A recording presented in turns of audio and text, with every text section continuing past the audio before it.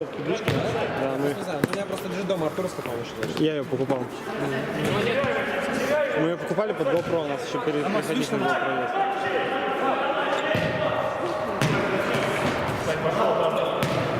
Ну все уже сейчас. Ты готовишься на следующий год, да? У них? Я уже не Ты уже предложили? Они предложили еще перед, еще не понял. Серьезно? Правда предложили? Кто Бахарян писал? Ну, там с Натальей, Ну, то есть тебе предлагали, да? да, ну я уже просто согласился, сам понимаешь. Ладно, половину игроков я не знаю.